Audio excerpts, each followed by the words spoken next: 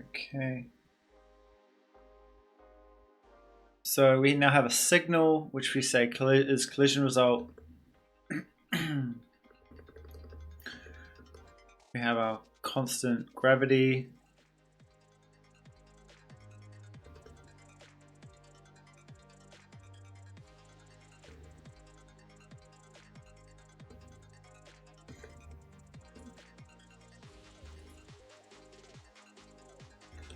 I might just line these things up.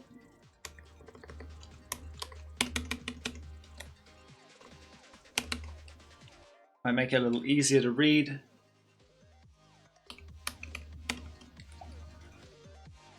Okay.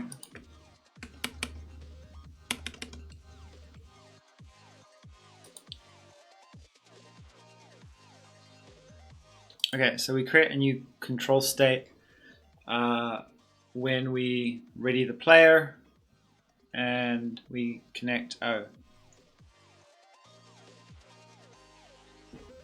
I guess we want to connect some control state. Okay, let's not worry about connecting that just yet. Okay. So, hold on, I might just do... I've repositioned the mic and I feel like it's going to be quite a lot quieter, so let's do that. Is that going to be better? I think that might be better.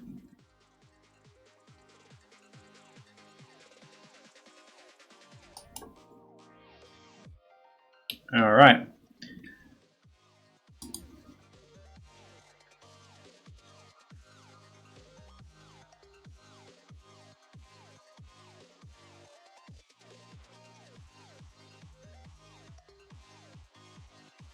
In fact, hold on.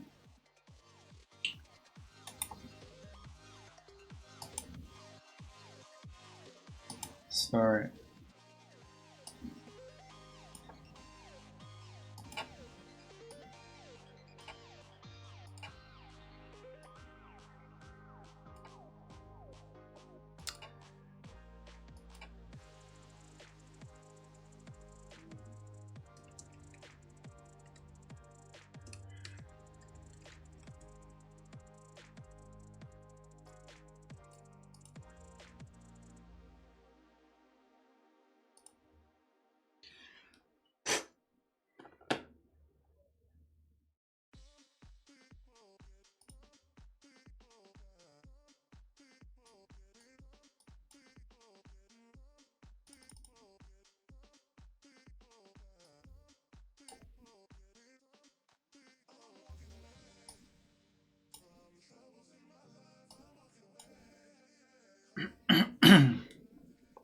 Okay.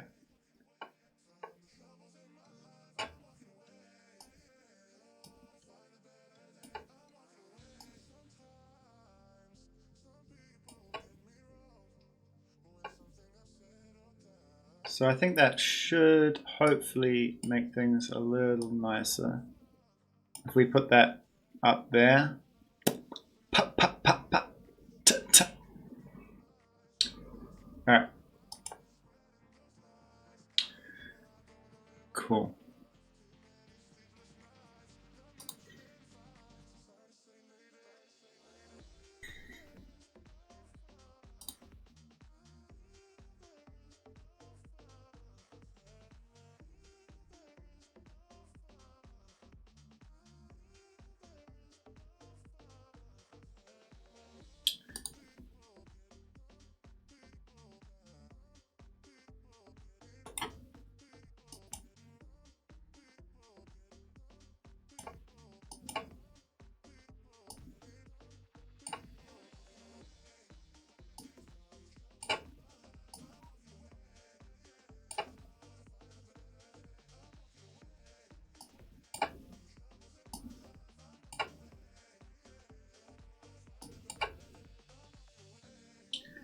All right. Yeah, I think that's... Sorry, I'm just repositioning my mic, and I just wanted to make sure that.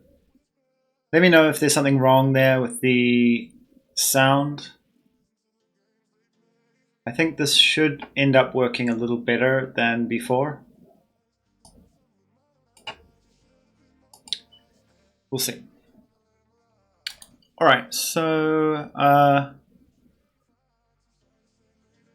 when the player's ship is ready, we initialize our control state. And I'm not sure we're using the chain anywhere. No, because we don't need the chain. All right. So the control state essentially just manages like what buttons are the player, what is the player like pushing in terms of like input? Is the player shooting, that sort of thing? If the player switches like shooting modes or whatever, like the controller, I guess it's like an abstraction of whatever the controller is. And the reason why we did that is because we can't stub the input class in Godot, so we can't test the player's input without doing our own wrapper, essentially.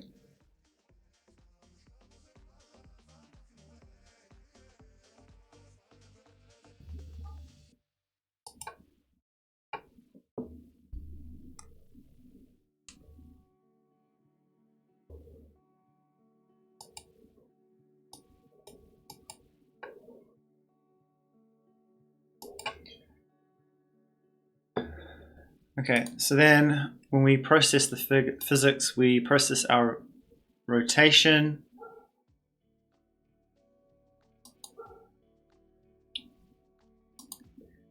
And we don't actually want to do that so we don't want to access the input during the physics process. So I think I'll just func process here, and what we'll actually do is split that into two, right?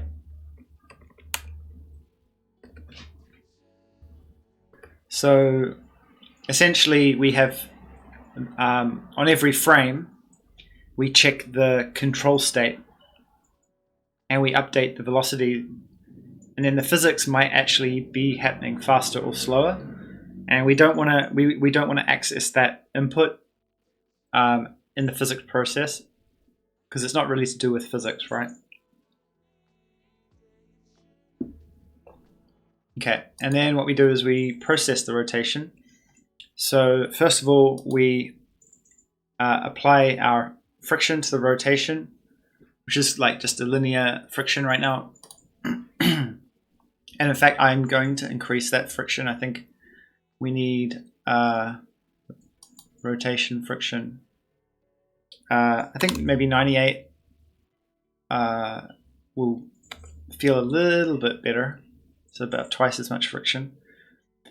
And then what do? We process our velocity. So we apply the velocity friction, and here we can actually do this part of the calculation as well in the process. So get the rotation.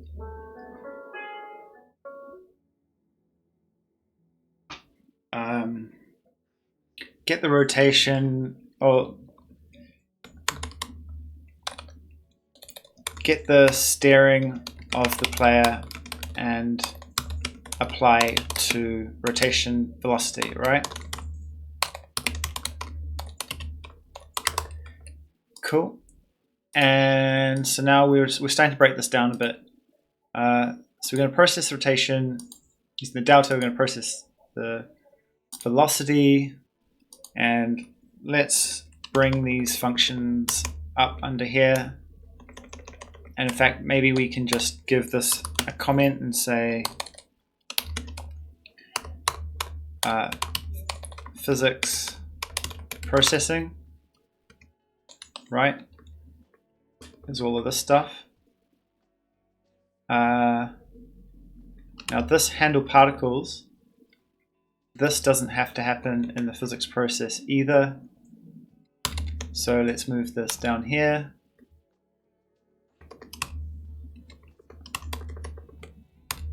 Okay, I'm just going to put that one up here, and this is now going to be the frame processing, right? Cool.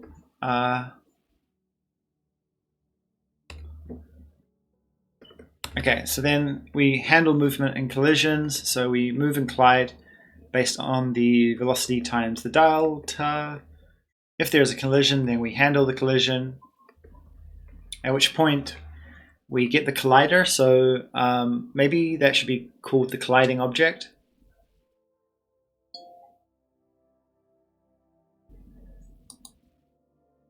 Although they are calling it a collider, so okay. And then we see that, like, if the collider has a custom handler, then we don't bounce, right? Because, like, by default we just bounce off everything. So if for instance the bubble, right, when the bubble collides with the player, it has a custom handler and it just dies, right? And so in that instance, like, we don't really want to handle that. We don't want to bounce when, like, if you're collecting collectibles, you don't want to bounce off collectibles, right? We might actually want to change that logic later, but I think that's okay for now. Then we say the collision result is equal to the, when we call this on collide with player, we expect a collision result, and if we get one, and I wonder even if the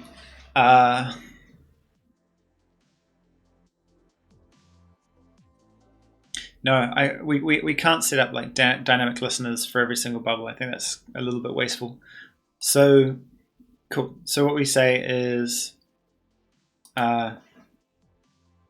we emit a collision result once we call that. All right, so I think that all makes sense. Let's save that. Let's have a look at the ship here. So that is no longer a player, it's now ship.gd. We have Cascadia underscore font player. That is now a ship / shuttle. Okay. And then all of that should pretty much be the same. Yep. We have our shuttle pictures, our chain picture textures. Now let's have a look at our start link. So the start link is the first link of the chain that the player always has.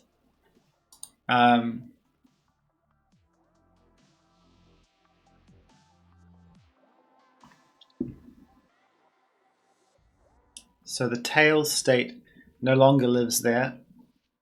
It's actually going to be just local. So we're going to say it's part of the player start link tail state, and then we're going to call this the chain link, and that is a chain link. Then we initialize an array of links which will start empty.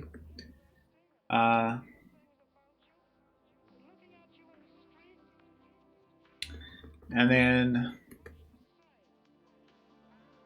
what's happening here is whenever someone tells us to update our state, we're going to receive a tail state, and then we're just going to see, like, do we have enough bubbles behind us to match the size of our current tail state?